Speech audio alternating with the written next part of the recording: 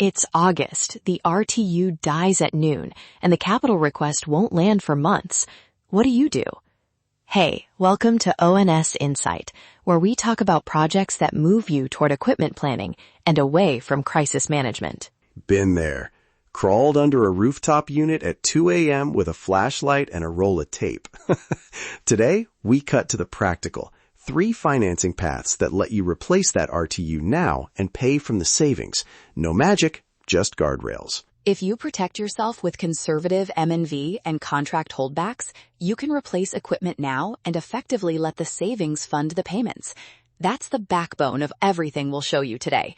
Evan, quick intro. Who are you and what do you bring to this mess?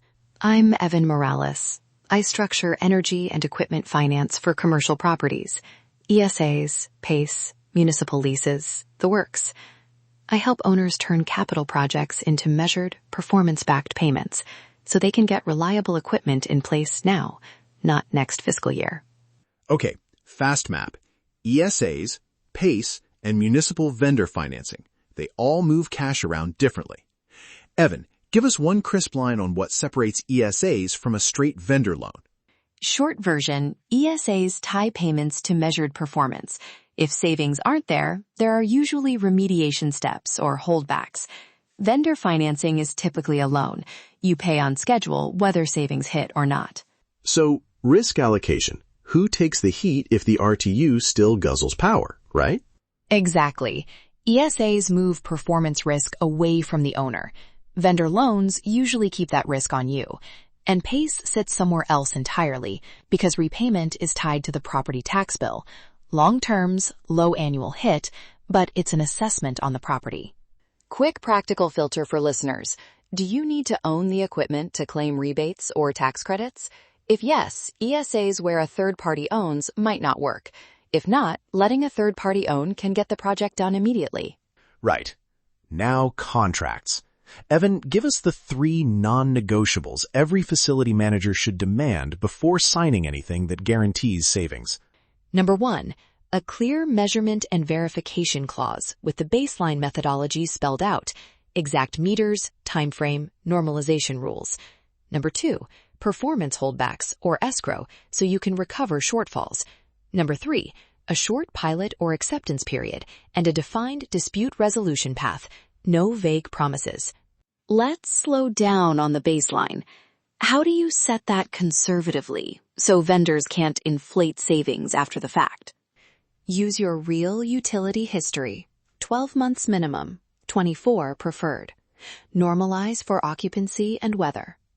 Agree in writing which meters and data streams you'll use for M&V before install. Then, this is key. Shave the projected savings by a conservative buffer. How much shaving are we talking? Vendors hate that word, shave. A practical number is 10 to 20%. It's not punishment, it's realism.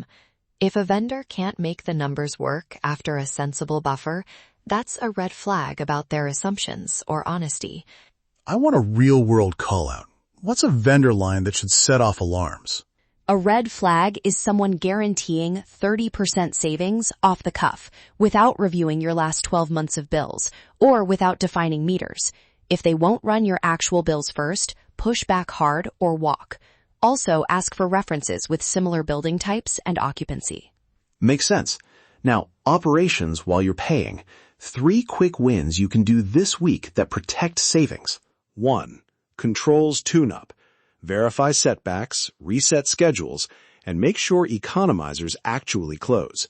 Sloppy controls will eat your savings fast. 2. Sensors and telemetry. Fix out-of-calibration sensors and restore dropped data streams. Bad data ruins M&V. 3.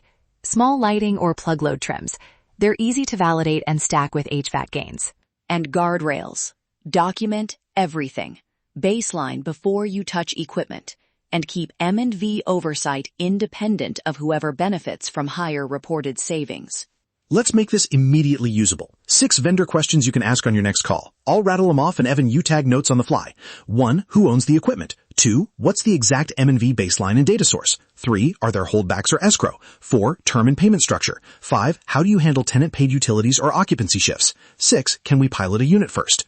Ask for sample contract language for M&V and remediation steps, and call 2 references. If they can't give clean answers, don't move forward. Quick scenario. You sign without a pilot, and scope creep adds sensors and controls after the fact. What happens? Scope creep is how guaranteed savings turn into surprise charges. Keep change orders tightly controlled and tied back to the original M&V plan. No unilateral add-ons.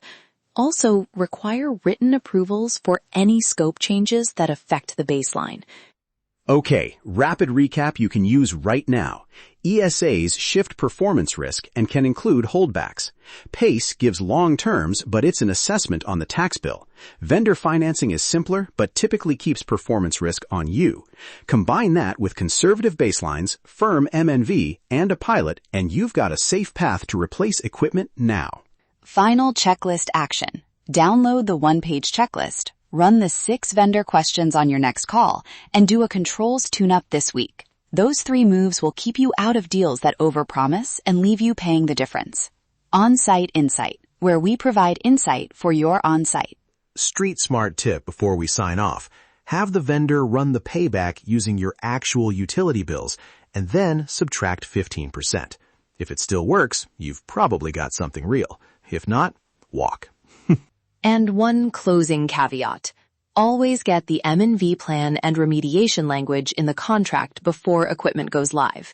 It's the difference between a fundic replacement and a surprise bill down the road. Thanks, Evan. Thanks, Blaze. And thanks for listening to On-Site Insight, where we discuss issues important to the unsung heroes of facility management. Download the checklist and sample contract clauses in the episode notes and bring them to your next vendor meeting.